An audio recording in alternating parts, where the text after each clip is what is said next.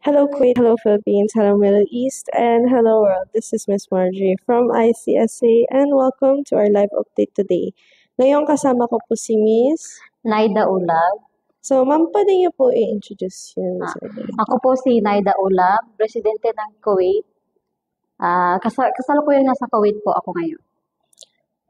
Pwede ko ba po malaman kung bakit tayo nag-ibang bansa at nagbuhay bilang OFW? Nung una, pumunta ako sa Kuwait. First job ko out of country is Kuwait talaga. Tapos, yung plano ko talaga mag-ipon para bumalik ng Pilipinas at makapag-aral ulit. So ano po yung biggest challenge niyo po bago po kayo nag-aral dito sa ICSA? Nakilala ko talaga yung ICSA nung sa bahay pa ako nagtatrabaho. Gusto ko talagang mag-aral. Tapos nung lumabas na ako magtrabaho, merong pandemic kaya hindi natuloy. Kaya sabi ko, kailangan ko talagang mag-aral. Pinatapos ko lang po yung pandemic. That's why pinili niyo po. Kaya pinili ko from po the start. Yeah, from the start talaga. Okay po. Since of course, nagtatrabaho po din tayo ngayon, paano niyo po binabalance yung trabaho niyo at pag-aaral niyo po? Time managing lang po siya.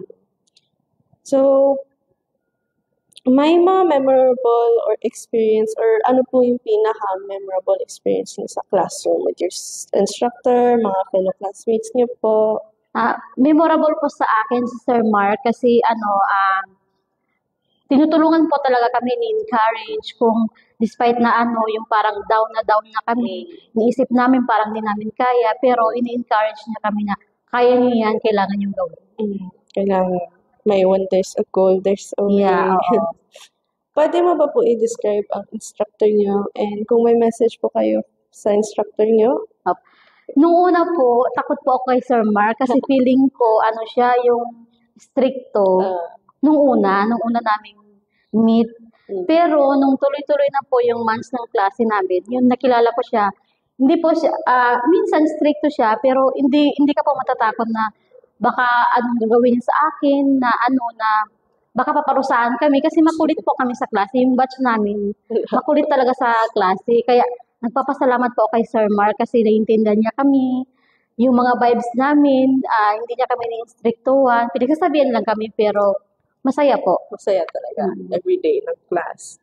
So, ano po yung mga advice niyo sa mga students na iwanin niyo na po? Or mga upcoming mga students na gusto mag-aral dito sa ICSA? Sa gusto pong mag-aral, ICSA po, the best po ang ICSA. Sila po yung magbibigay po talaga sila ng accredited kung ano po yung gusto nyong course na kung gusto niyo kung anong course, kung hindi man po health, meron po sila, provided po nila. Saka the best po talaga ICSA. So, ano po yung final messages niyo po sa mga kapwa students niyo po? Sa kapwa student ko,